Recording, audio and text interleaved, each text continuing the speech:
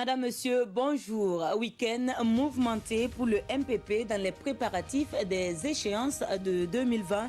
Dans le sud-ouest, l'on parle de remobilisation des militants à la base, tandis que dans le centre-ouest, c'est la réaffirmation d'un engagement pour la jeunesse. Même son de cloche pour l'URD qui fait son expansion avec l'installation de sa représentation dans la Sicile. Constat et détails dans un instant. Le climat n'est pas des plus sains entre Londres et Téhéran. La raisonnement d'un pétrolier iranien par la marine britannique. L'Iran crie à la violation du droit international et de son intégrité. Londres, pour sa part, reste sur le qui-vive. Une fois de plus, bonjour et merci de nous rejoindre. C'est une tournée qui est entamée dans le sud-ouest pour l'instance dirigeante du mouvement du peuple pour le progrès. Dans la salle de l'ENEP de Gawa, ce 6 juillet, les militants de la province du Poni se sont retrouvés pour une rencontre d'échange et d'information avec pour objectif la remobilisation des militants à la base. Depuis Gawa, le compte-rendu de Isiaka Zabré et Isiaka Nana. Le MPP, le mouvement du peuple pour le progrès, sonne la mobilisation dans la province du Poni.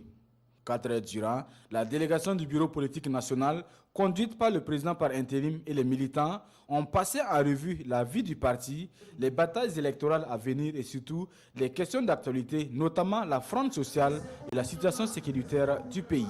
Nous avons demandé à nos camarades de la province du Poni de s'organiser de telle sorte à pouvoir appuyer les forces de défense et de sécurité en information, en accompagnement de tout genre, et nous avons donné notre position par rapport à la question des grèves. La grève, c'est un droit qui est reconnu légalement dans notre constitution. Mais nous disons trop de grèves tue la grève. De la mise en œuvre du programme présidentiel dans la province, les promesses non encore réalisées, les chantiers en cours, sans langue de bois et à travers des échanges directs, les militants du MPP section Poni n'ont pas manqué de traduire leurs préoccupations à la délégation du bureau politique national.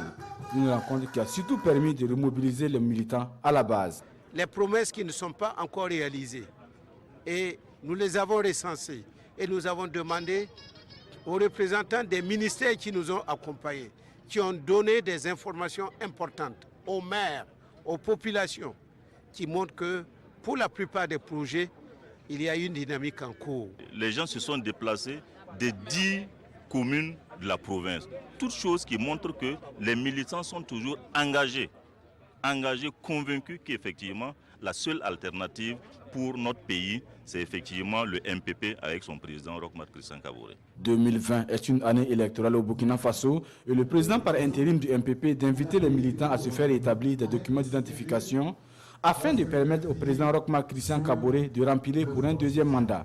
Et pour y arriver, Sima Compaoré appelle donc les militants à resserrer les rangs et à travailler à faire rayonner le MPP dans cette partie du Burkina. Les plus jeunes du parti ont choisi le centre-ouest pour leur 3e assemblée générale. Il s'agissait pour la jeunesse du MPP de réaffirmer non seulement son engagement au chef de l'État, mais surtout son soutien aux forces de défense et de sécurité. 4 provinces de la région étaient représentées. Le compte-rendu avec Roger Cam et Nathalie Savadogo. La jeunesse du MPP du centre-ouest, déterminée à accompagner le président du Faso, Roch-Marc Christian Kaboré, dans la mise en œuvre de son programme de développement du Burkina. Ils disent aussi soutenir les forces de défense et de sécurité dans leur lutte contre les forces du mal. Nous sommes aussi dans une situation assez délicate, assez difficile. Et nous avons tenu à faire passer le message pour dire au FDS que nous sommes fiers de ce qu'ils sont en train de faire. Parce que c'est à cause d'eux que nous sommes en sécurité, que nous sommes là où nous sommes aujourd'hui. Mais il faut qu'ils sachent qu'ils ont cette jeunesse-là du parti qui est derrière les FDS. Le Burkina Faso est un et indivisible, dira le secrétaire général de la jeunesse du MPP. Et dans cette lutte pour le développement, le pays a besoin de tous ses fils. Il est important que nous jeunes, nous puissions prendre une voie qui est la voie de la raison, de la sagesse, de la construction, et faire de telle sorte que nous puissions nous aussi laisser un Burkina Faso meilleur. À toute la jeunesse du Burkina Faso, qu'on se donne la main, que nous travaillons ensemble à ce que ce pays-là, nous puissions ensemble être fiers de ce pays. Nous n'avons qu'un seul pays et nous devons avoir des actions qui font de telle sorte que ce pays-là va de l'avant. À l'occasion, les membres du bureau de l'Union provinciale des jeunes du MPP ont été installés officiellement et c'est la région du Centre-Nord qui va accueillir la 4e édition de l'Assemblée générale des jeunes du MPP. Bobo Dioulasso accueillera les 10 et 12 août prochains le Forum national de la jeunesse du MPP. Pour l'Union pour la République et la démocratie, il est plutôt question d'élargissement de la base. Ce 6 juillet, ses représentants dans la province de la Sicile ont été installés. Une étape qui ouvre la voie à d'autres représentations dans les 45 provinces du Burkina pour ce parti qui souffle sa première bougie. Lassina Ouattara et Zalissa Sanfou. L'Union pour la République et la démocratie répond désormais présent dans la Sicile. Des représentants installés flambeau en main pour faire connaître et faire briller le parti dans cette zone du Burkina. Les sous-sections, ils sont chargés dans leur département de véhiculer le message du parti. Il appartient à eux de diffuser le programme de notre parti, et, disons la vision de notre parti, c'est-à-dire d'abord la cohésion sociale. Nous voulons que le Burkina aujourd'hui, ce que nous vivons, soit éteint, c'est-à-dire cette agressivité, cette animosité les uns vers les autres, que cela se taise. Le parti de la justice et de la vérité s'arme ainsi pour les échéances électorales de 2020. En plus de ses représentants sur lesquels il veut compter, l'URD promet d'autres stratégies sont déjà envisagées pour une victoire certaine. Si le parti ne peut pas aller seul, le parti se mettra en alliance avec d'autres partis pour les présidentielles. Pour les législatives et les municipales aussi, nous serons présents. Tous ceux qui sont pour la vérité, qui sont pour la République et qui sont pour la démocratie, nous ferons alliance avec eux. Cette cérémonie d'installation a été aussi l'occasion pour les responsables du parti d'expliquer les symboles ainsi que les ambitions de ce parti créé il y a 1 an. Notre emblème, vous avez une case qui est là. Sa case-là signifie que toute chose doit se traiter en famille. Nous devons dialoguer afin qu'ensemble nous puissions aller de l'avant en faisant un choix. La province de la Sicile ouvre ainsi la voie à l'installation des représentants de l'URD dans toutes les provinces du Burkina. Ainsi, dans 2 semaines, la capitale connaîtra elle aussi ses représentants de l'URD. Nous refermons le volet politique et nous mettons le cap sur la région du centre-est. Le début de la campagne agricole y est jugé satisfaisant relativement à la saison écoulée. C'est le constat que le ministre de l'Agriculture a pu faire dans le Koulpelgo comme dans le Kouritenga. Nous voyons cela également avec Amadou Seydou Ninkema et Ibrahim Sanou. Le début de la campagne agricole de cette année est globalement satisfaisant dans le centre-est. C'est ce qui ressort de ces constats faits par les ministres en charge de l'agriculture. De façon générale, je trouve que la campagne est bien installée. Parce qu'à chaque fois que je me suis entretenu avec les producteurs, ils m'ont fait savoir qu'ils ont eu au moins 5 pluies. Et actuellement, si vous voyez l'état du développement des plants, c'est vraiment satisfaisant. Mais il faut qu'on fasse le tour de l'ensemble des régions pour pouvoir avoir l'état global de la saison au Burkina Faso avant de tirer les conclusions. Mil, maïs, riz, sorgho, tous sont à un stade avancé par rapport à la même période de la saison écoulée. L'année passée, à ce temps, on n'a pas encore semé. Mais cette année, on a remarqué vraiment qu'on a eu plus de 5 pluies. Les semences commencent à être bien. Mais si on pouvait avoir l'engrais, peut-être ça allait être mieux plus que ça. C'est pour les inviter à se rapprocher des mairies pour vraiment se ravitailler. Sinon, en tout cas, on a fait le point de l'ensemble du pays et la plupart des engrais sont dans les communes. Donc il faut qu'ils aient l'information. Cependant, il faut que les producteurs puissent vraiment suivre tous les conseils, tous les itinéraires techniques afin vraiment de garantir que les exploitations vont bien se comporter. Et au ministre d'affirmer qu'il y a bon espoir que la saison se passe bien. Tous les yeux sont donc rivés vers d'âmes pluies afin d'avoir une bonne moisson à la fin de la saison. Dans le Sourou, l'on veut également développer les potentialités agricoles et animales de la zone. Pour cela, les fils et filles sont invités à s'appuyer sur leurs propres capacités et non à attendre de l'État.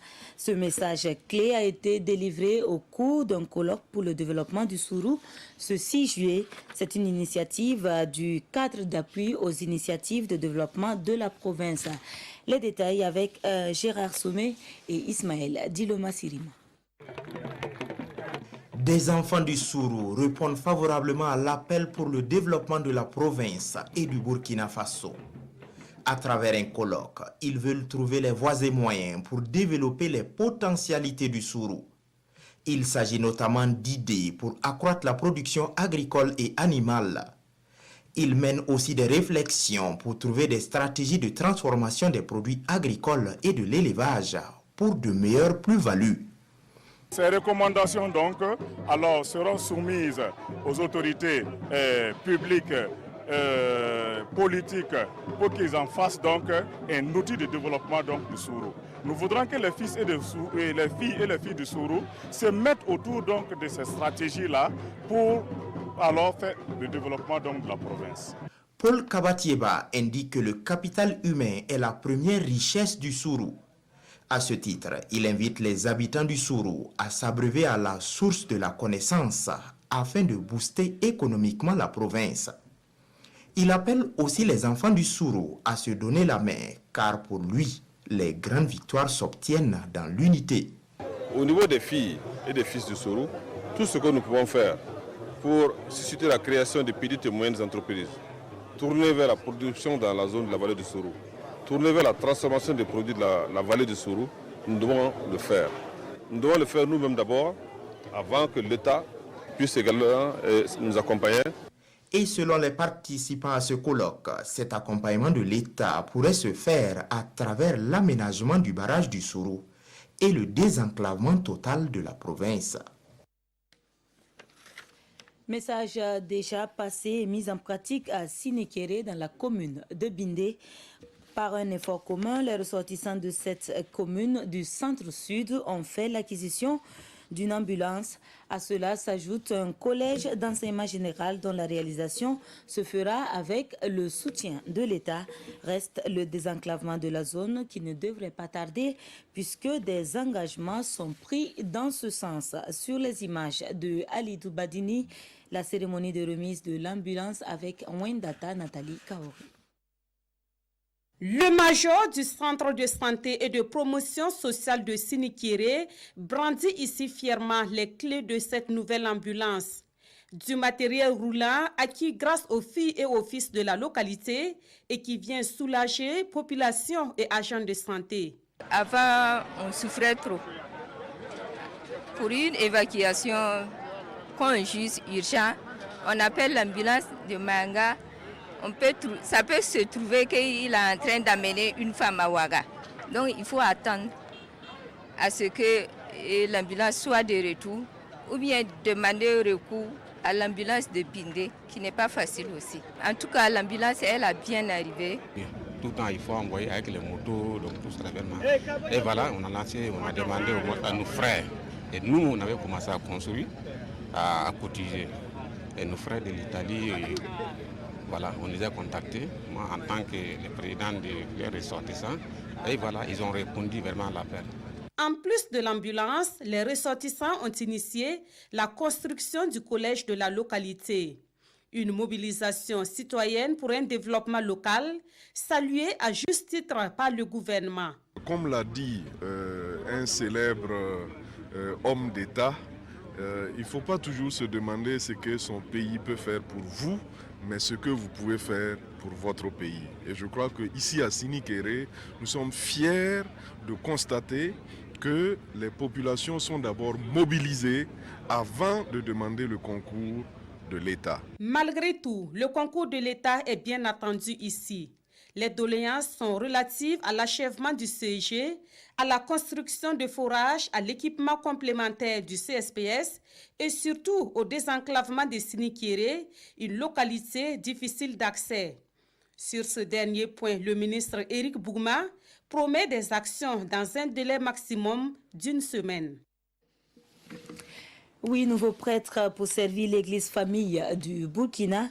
Ils ont été ordonnés à l'archidiocèse de Ouagadougou ce 6 juillet. Dès à présent, ils reçoivent leurs affectations dans les églises du Burkina, du Libéria, du Nigeria ou encore du Niger. La cérémonie de célébration avec Kuala Enebie et Olopoda. 8 religieux ordonnés prêtres ici à la cathédrale Notre-Dame de l'Immaculée Conception de Ouagadougou.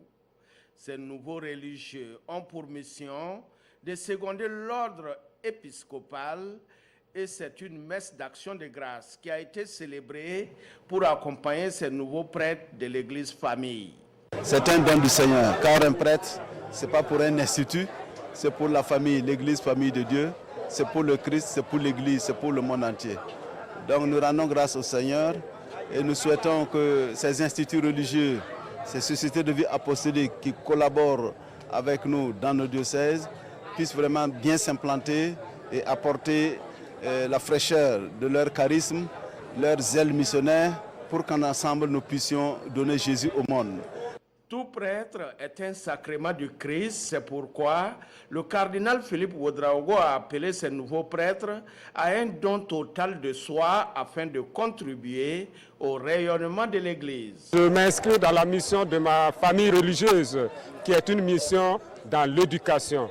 Éducation de l'homme intégral, c'est-à-dire de l'esprit et du cœur. Et c'est ce que le Christ, qui nous a choisis comme prêtres de son Église, veut que nous vivions de cet amour. Ma mission sera une mission d'amour et de miséricorde envers le peuple que le Seigneur lui-même m'a confié. L'ordination sacerdotale a vu la participation de nouveaux religieux venus du Niger, de la Côte d'Ivoire, de la Zambie, d'Italie et bien sûr des 4 coins du Burkina Faso. En sport, la sortie est prématurée, disent les observateurs, pour les pharaons d'Égypte à la 32e Coupe d'Afrique des Nations. Dès les 8e de finale, ils sont éliminés 1-0 par les Bafana Bafana de l'Afrique du Sud. Une grosse surprise pour les observateurs de cette biennale du foot. Revenons sur les moments forts avec Abdoulaye Kabouri.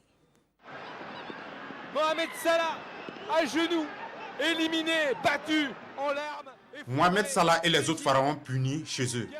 Et c'est ce but de Timboko Tsiloch qui sanctionne et qui prive la grande Égypte des quarts de finale de la CAN. En première période, les Bafana Bafana, dont on ne vendait pas cher leur peau, face aux septuples champions d'Afrique, montrent de bonnes dispositions.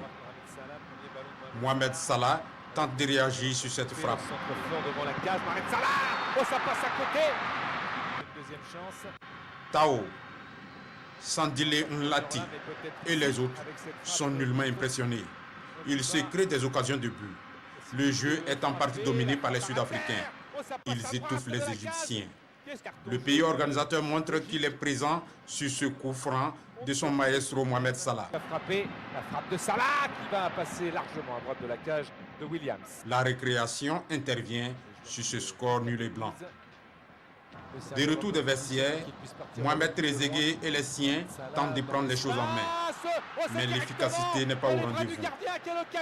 Les Bafana Bafana font de la résistance et se procurent même des occasions de but. Ils seront récompensés à 5 minutes de la fin du temps réglementaire par Tinkoto Tsiloch. La posture des rouges et blancs est indélicate. La senteur de l'élimination est très vive et l'on est plus serein.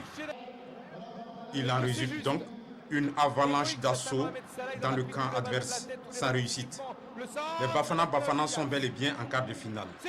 L'outsider a vaincu la super favorite. Victoire minimale, mais victoire conséquente.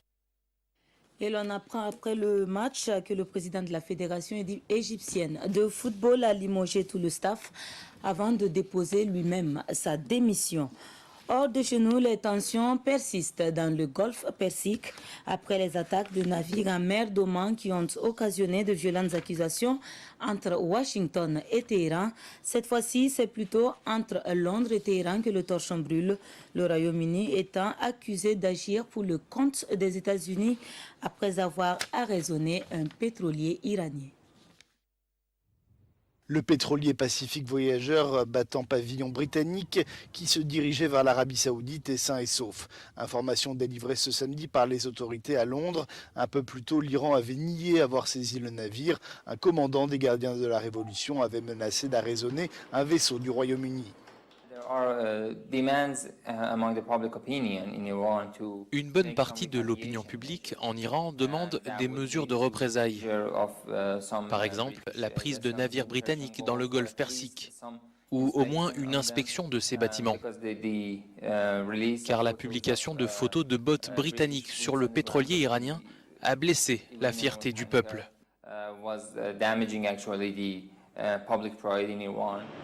Le ton est monté ces derniers jours après l'arraisonnement d'un pétrolier iranien par la marine royale britannique. La façon dont ils ont violé notre intégrité territoriale, la prise du pétrolier, c'est une violation du droit international et c'est de la piraterie internationale. Il ne faut pas d'autres tensions car cette région est une poudrière. Il suffit qu'une personne commette une erreur, d'un côté ou de l'autre, cette erreur pourrait faire exploser la région. Les tensions dans le Golfe étaient déjà montées d'un cran le mois dernier après les attaques contre des pétroliers en mer d'Oman, attaques attribuées à l'Iran par Washington. Ainsi se referme cette édition. Excellent après-midi à tous.